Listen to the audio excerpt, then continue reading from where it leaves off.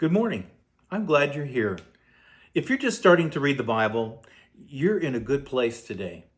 We're going to slow down and listen to one simple sentence from Jesus. Today in Matthew chapter 5, verses 14, he says, "You are the light of the world."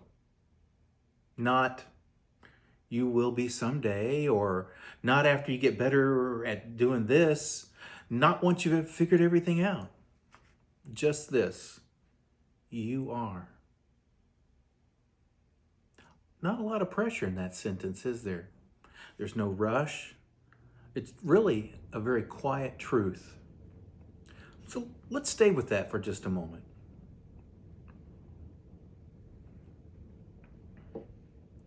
Now, here's something helpful to know.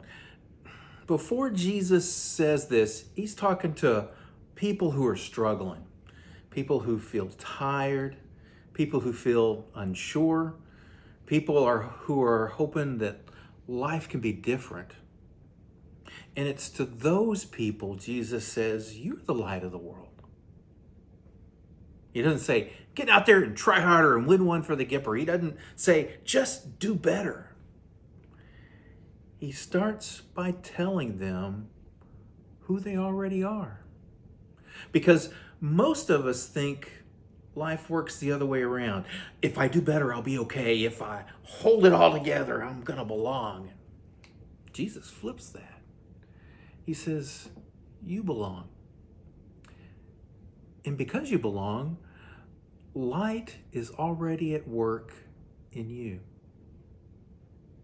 You know, the Bible tells us that Jesus is the light of the world.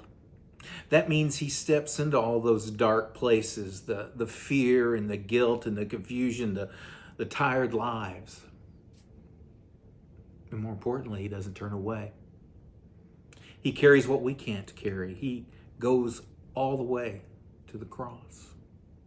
And he comes back with a light that doesn't go out. So when Jesus says, "You are the light of the world," he isn't giving you something to prove. He's giving you something to trust, something to hold on to.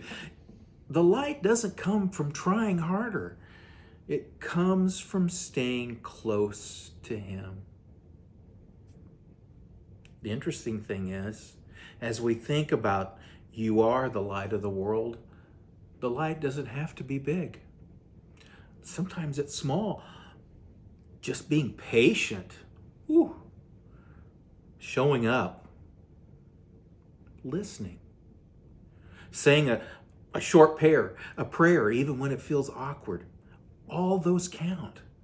Jesus never says you have to make the light shine. He simply says it shines. So as you go through your Bible reading this week, and I hope you'll join me on the way, here's something simple to watch for when you read the Bible. Pay attention to what Jesus says before he says anything else to do anyone. Often he starts by saying who you are before he talks about what you do. So we look for words like "you are," or "do not be afraid," "blessed are you." You find that those are the places where God is giving, not demanding. And you don't need to understand everything. Just notice where Jesus is being gentle. And you know, that's a good place to pause. Let me pray for you.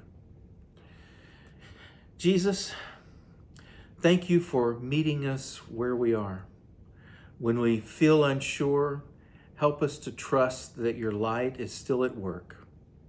Teach us to slow down, to listen, to rest in what you give.